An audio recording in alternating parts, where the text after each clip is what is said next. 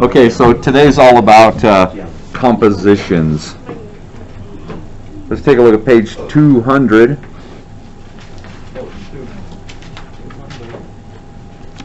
We've been talking about all of these different transformations and about them being rigid motions, right? What's the other word for rigid motion? That's right, congruent transformation. And you see that right on the top of page 201. Talks about that. I've been trying to say that to you for the past week and not save it for today, so maybe it's in your brain a little bit. So let's talk a little bit about congruent figures and figures that are not congruent. That's easy. If you look at the figures at the top of page 200 on the left, same size and same shape.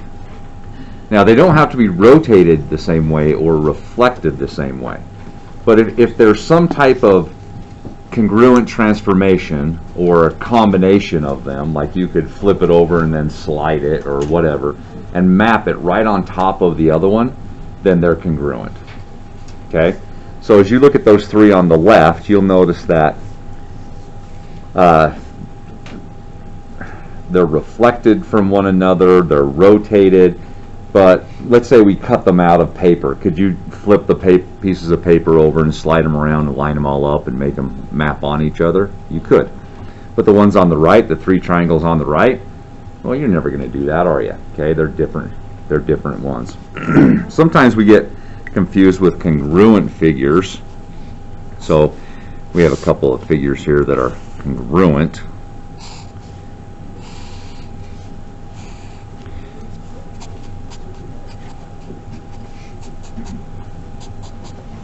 And similar figures. Okay? So these figures, their angles could match up. Okay, so they have the same shape, but they're not the same size. So these would be similar. Remember when we took the photograph of somebody? And we said the picture of him was similar, right? So same shape, but it was definitely not the same size, was it? Okay? So when we're talking about congruent, make sure that we understand that. So example 1, gee, can you guys look at that and tell which one of those figures are congruent and which ones aren't? Yes. Are the squares congruent? Yes. Yep. The two squares. How about the triangle on the top right and the triangle on the top or the bottom right? Yeah. That was horrible. How about top left, bottom right? Yeah. Yeah. And then the other two triangles, are they congruent? Yeah. Okay, that's a toughie. All right, let's get on to something good. So, example 2. I actually have it right here. So this is the pre-image, and this is the image, but two different things have gone on in order to go from the blue to, okay, trust me, this is green, okay? So, you'll notice that, can we just slide it over there and get it on that? No? What about a rotation? Could we just rotate it? If we rotated it, would it get it to that point? Wouldn't work, would it? No. So you'll see this one's kind of leaning, I'm going to say it's leaning to the left a little bit here. And when we flip this around, you'll notice that it's leaning to the right, isn't it? So a rotation, that's not going to happen. So a couple different things have gone on in order to go from our pre-image to our image. What do you think? How can we go from here to here? And we can do, let's just say two things. I'll just give you a hint. You could reflect across the y-axis and the x-axis. Okay, so we could reflect it across the y-axis or the x-axis? Either one. And then you do the other one. All right, so let's go across the x-axis. So this point comes to here, this point comes to here, this one comes way down here, doesn't it? Yeah. And this one comes down here. And then you could just translate it a little Then just translate it. We can slide it over. You said it didn't matter which one we reflected across. So if we take this point, if we reflect across the y-axis, and that's at 3, and then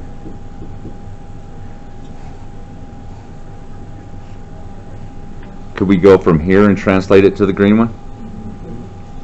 Okay. This one would be a little more because we'd have to go x subtract 1 and then y subtract 4, wouldn't we?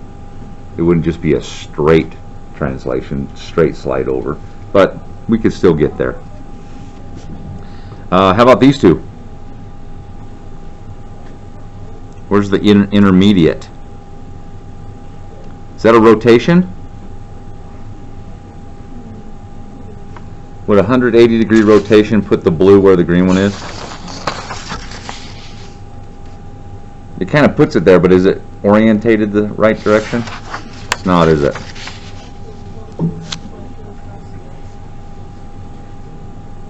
Which axis do you want to flip it over? The X?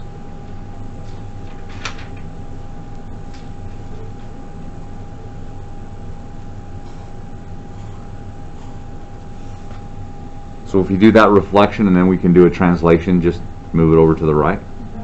X plus something. Okay. Turn the page over to page 202. Oh, I had one more to show you.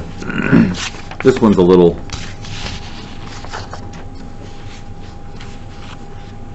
Alright, you just think about that for a minute, and then I'll just call on one of you. See what you got.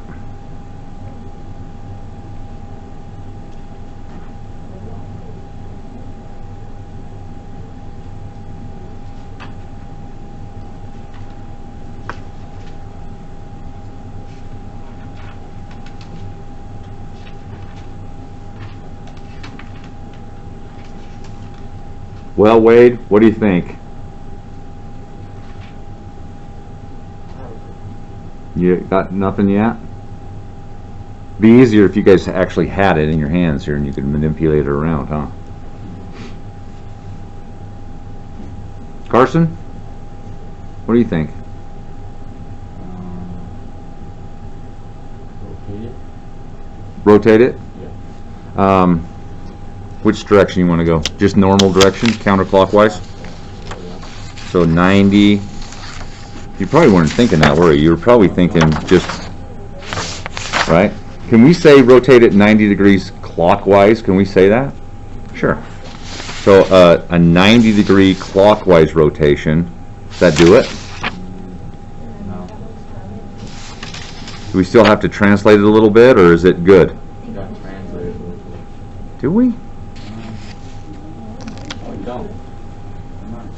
Let's see.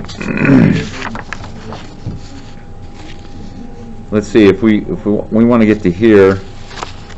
I'm gonna go counterclockwise like we normally do. So if we just go 90 degrees counterclockwise, is that the same? Let's just check one point. Okay. So if we think about this point right here, which is 5-1, right? Doesn't it? We'll call it point A. Doesn't it correspond to this A right here? So if this is A prime.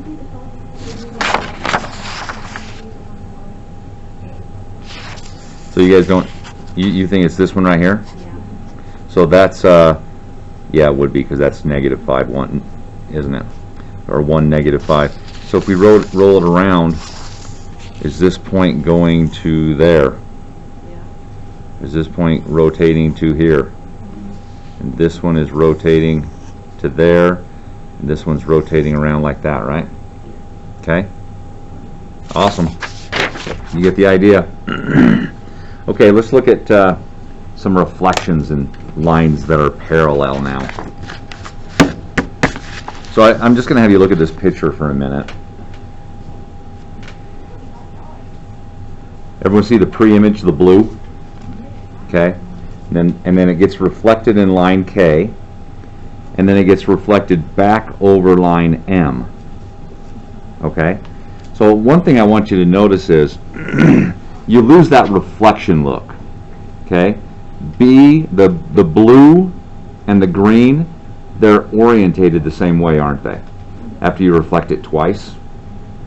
Okay. Now, the distance from A to A double prime. This is what I want to focus on for a second. From A to A double prime. That distance is double the distance between the two lines of reflections. So if you look at line K and line M, the distance between them, they just have it marked as D. Everyone see it? Okay. So A and A prime, A double prime, are 2 D's apart. Okay. Let's do one here. I'm going to make a couple lines, and just for ease of this, I'm going to just make them exactly the width of my ruler apart. And let's just make a little figure. We'll make a triangle. And I'm going to darken that triangle in a little bit. You remember this from the first day we started talking about reflections and stuff? Make that. Okay, so I'm going to reflect my triangle across that first line. We'll call this first line L.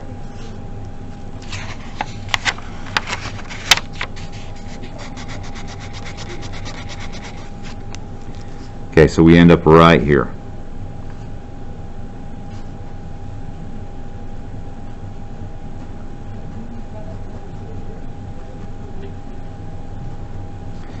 Now we're going to reflect it across line K. So let me make sure this is going to work. That nice and dark. We can fold it right on line K.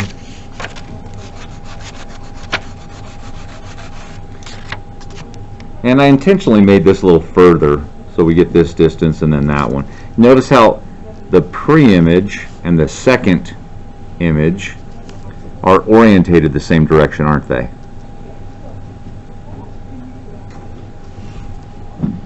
Now we talk about this distance right here, the distance between the two. It was 1 ruler width, right? Okay. So if I start on this line and I mark 1 ruler width, when I put my ruler over here,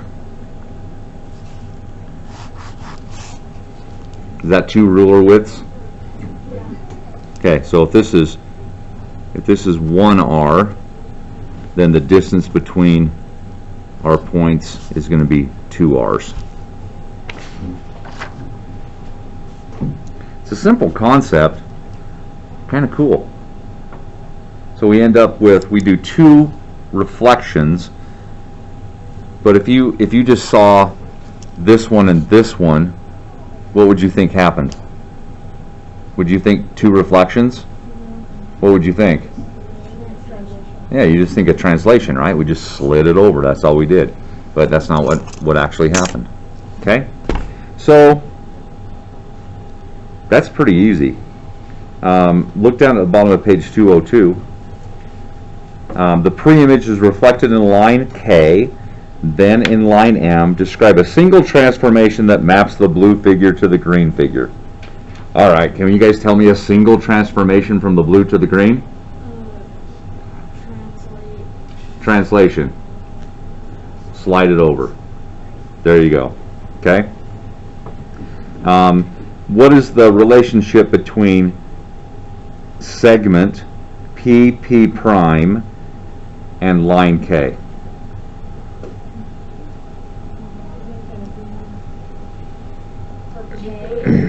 Yeah, perpendicular. Yeah, it's going to be perpendicular, isn't it? Well, line K is a line, so it doesn't have a perpendicular bisector. Well, I was saying it's the perpendicular bisector of P and P prime.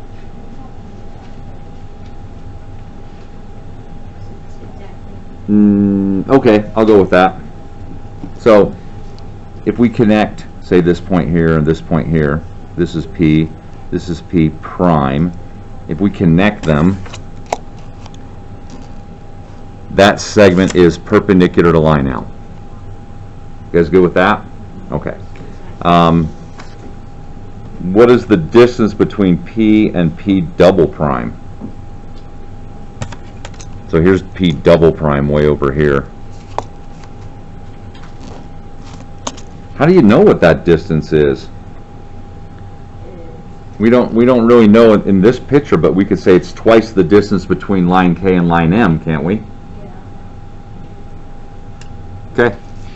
All right, now I'm going to show you something really cool. Reflections in intersecting lines. Check this out. So I've got a line, and then I'm going to measure a particular angle here. What do you guys want this angle to be?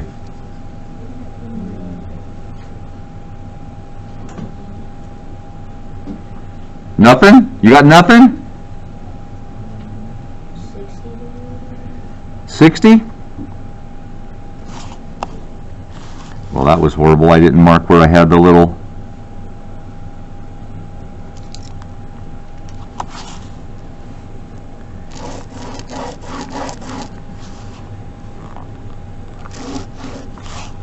Okay, so this is 60 degrees. Now what I'm going to do is I'm going to draw a pre-image. We'll just draw a triangle again. We'll call our triangle ABC. And I'm going to reflect it across this first line, line L. And then I'm going to reflect it across line K. So I want you to envision this in your mind. Reflect it across, and then reflect it across again.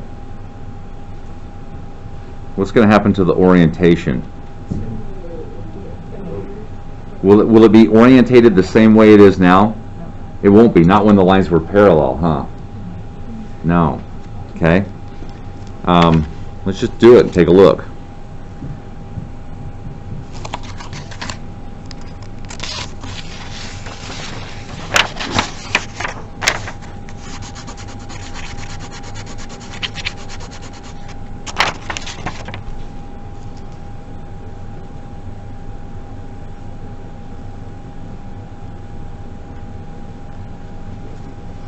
All right, let's make sure we got this A prime, this is B prime, this is C prime.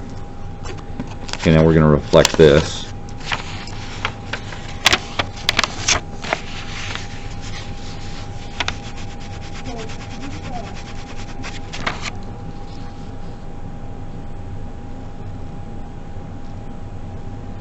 I guess this is C double prime. Which one of these is A and which one's B? Is the one closer to you. You think that's A or this is A? Let's vote. This A? This A. Okay, good job. A double prime, B double prime. Okay, is it orientated the same way? No. It's not. So what's gone on to go from here to here?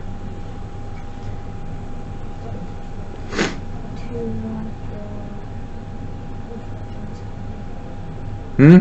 Two non-parallel reflections. So the two lines are not parallel. We got a 60-degree angle here. We reflect it across. We reflect it across. Is there some way we can describe going from here to here with one transformation?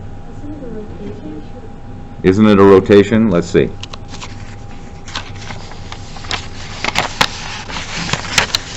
Well, it would be if I could rotate. What do you think?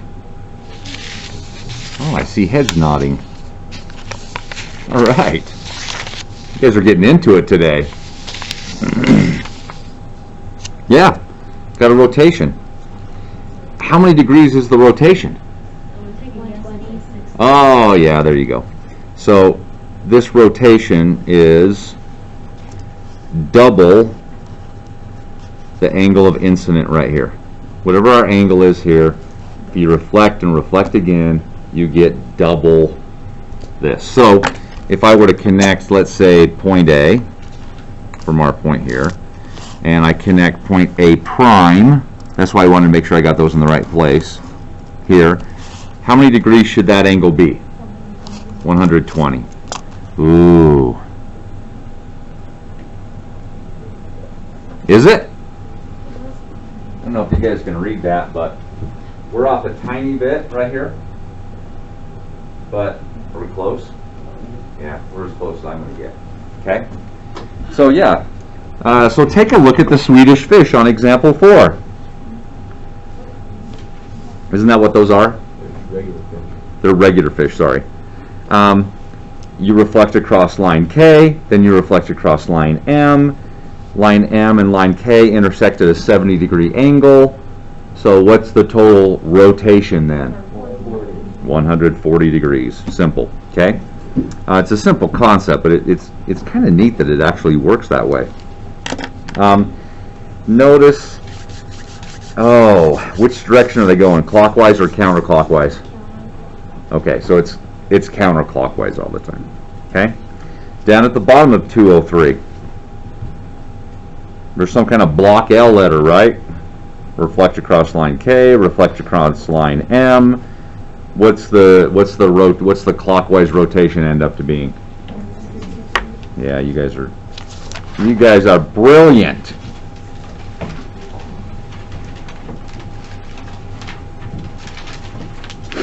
What's easier, doing the two reflections or actually rotating it?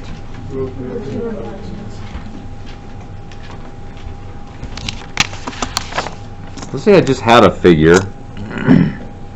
Say I gave you guys a figure like this.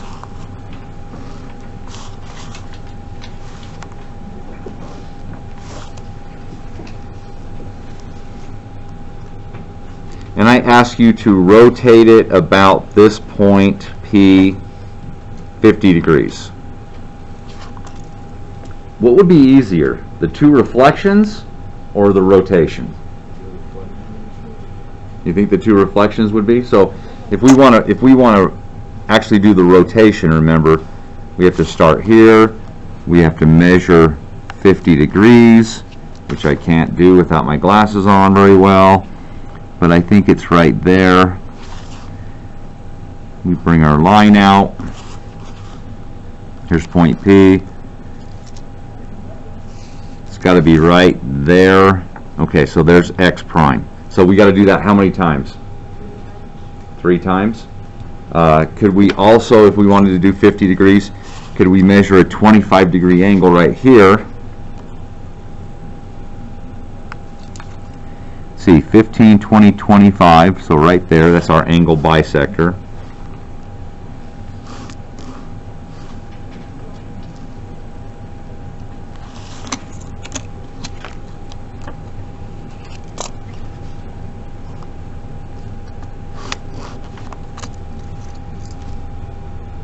Do we do this? Where do we want our two lines at? So I know this is 25 degrees. I know this one's 25 degrees. I'm trying to rotate around point P.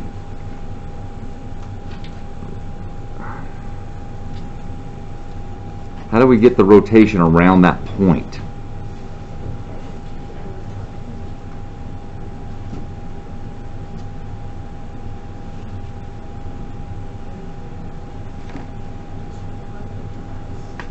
You're going to have to do this in a second. Let's think about it again. Let's simplify this down a little bit. So here's my point of rotation. Here's point A. I want to rotate it, let's do this one 100 degrees. So I want a 100-degree rotation around this, about this point. You okay with this? Okay. So if I draw a line through point A, and then I measure 50 degrees,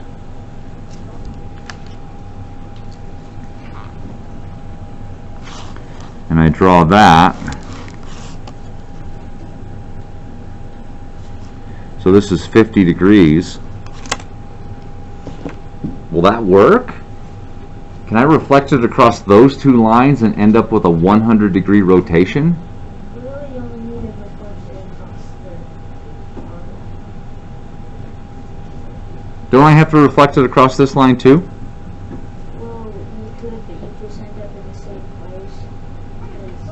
Okay, so I could. So let's reflect it across line L. Where does it end up? Right there.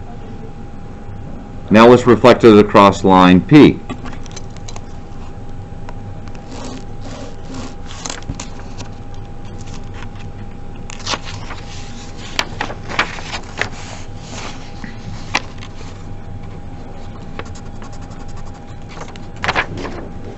Right here. There's A double prime. I know that seems weird because this reflection didn't move it, did it? But did we get our 100-degree rotation? So if this was more stuff, so if we got a triangle here,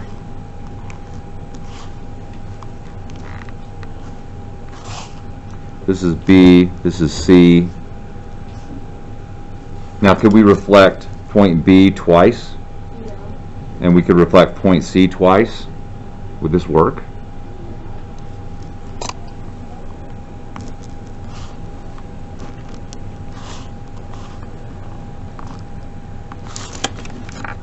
Oh, I've got to darken my line in here.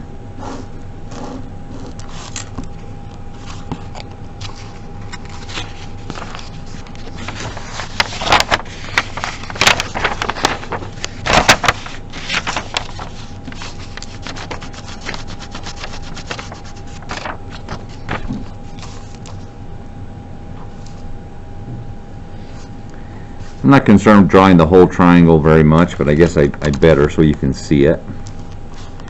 So you guys can see point A not moving on that one. Its reflection's the same spot, isn't it? And then we can go across this line K over here.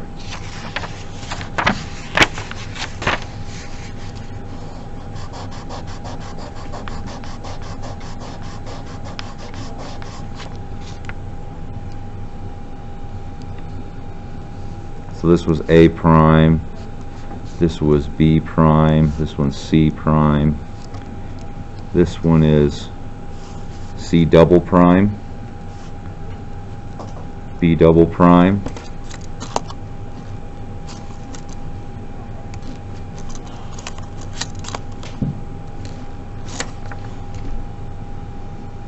"100-degree rotation." Yost, did it work? Okay, you guys tired of watching me do this and want to do it yourself? Who wants to do it themselves? Come on, raise your hand. Oh good, everyone raised their hand. We're just going to go with that because no one can prove otherwise. So, you're going to get a piece of paper like this, and you're going to do both these little things, okay? I want to see, oh, here's a couple of lines. Measure the distance apart, make it 3 centimeters. You can make it whatever you want, okay? And then I want to see 2 reflections and that it is orientated the same way, and we end up double the distance between the lines. And then I want you to reflect a figure, at least a triangle. You can do more if you want. You can do a quadrilateral or pentagon or whatever. All right? So I'll give you, I don't know, you can do that in 15 minutes, I think. Can't you? Let's go.